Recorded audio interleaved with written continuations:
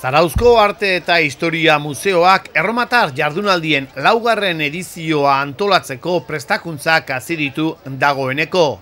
Jardunaldiak abuztuan zehar ospatuko dira eta aurreikusi den jardueretako bat kanpamentu barduliarra izango da.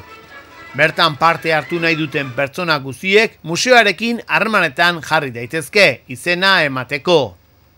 Aurreko edizioan izandako arrakasta handiari esker, voluntario talde bat dagoeneko hasi da Rosaleda parkean ipiniko den barduliar kanpamentua altxatzeko lanean. Parte hartzaileak bertan biziko dira eta garai hartako eguneroko lanak garatuko dituzte jardunaldiek iraun bitartean.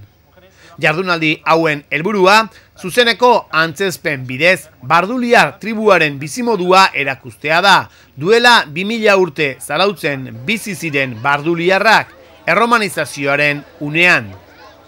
Kanpamentuaz gain, aurten berrikuntza bezala, antzezpen txiki bat egingo da barduliarren garaiari buruz.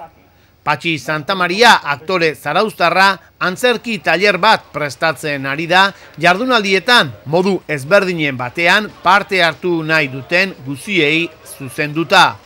Ekimen honek barduliarren kulturako alderdietako bat erakusten duen eszena bat prestatzea proposatuko die parte hartzaileei eta gero eszena hori jardunaldietako beste ekimen bat bezala antzestuko da. Zarauzko Arte eta Historia Museoak herritar guztiak gonbidatu nahi ditu antolatu diren ekintzetan parte hartzera, bai prestaketetan, kanpamentuan eta antzerki tailerrean edota gainerako beste ekintzetan.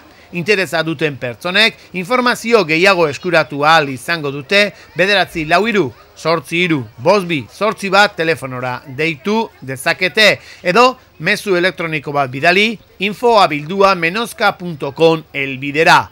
Beraz, aurten laugarren erromatar jardunaldiak izango ditugu eta ikusteaz gain barrenetik parte hartzeko aukera ere izango duze aurten ere.